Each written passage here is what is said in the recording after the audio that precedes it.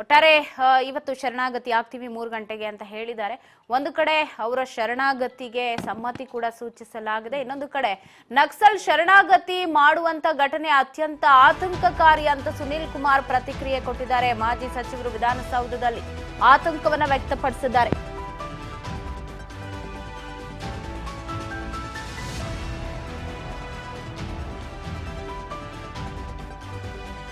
ಸಿದ್ದರಾಮಯ್ಯನ ಪ್ರಶ್ನೆ ಮಾಡಬೇಕು. ವಿಧಾನಸೌಧದಲ್ಲಿ ಮಾಜಿ ಸಚಿವ ಸುನೀಲ್ ಕುಮಾರ್ ಹೇಳಿಕೆ ಕೊಟ್ಟಿದ್ದಾರೆ.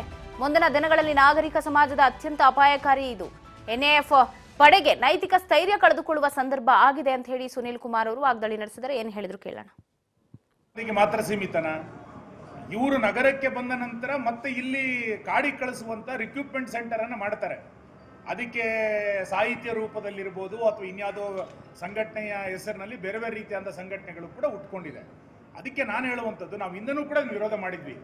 ಇಷ್ಟೇ ಜನ ನಕ್ಸಲರಿದ್ದಾರೆ ಅಂತೇಳಿ ಸರ್ಕಾರಕ್ಕೆ ಎಲ್ಲಿ ಗೊತ್ತಿದೆ? ಹಾಗಾದ್ರೆ ಕಾಡ್ನಲ್ಲಿರುವಂಥವ್ರು ರಾಜ್ಯದವರ, ಅಂತರ್ ರಾಜ್ಯದವರ, ಅಂತರ್ ಜಿಲ್ಲೆನವರ ಎಷ್ಟು ಪಟ್ಟಿ ಇದೆ? ಇದು ಯಾವುದೂ ಇಲ್ಲ. ಕಾಲ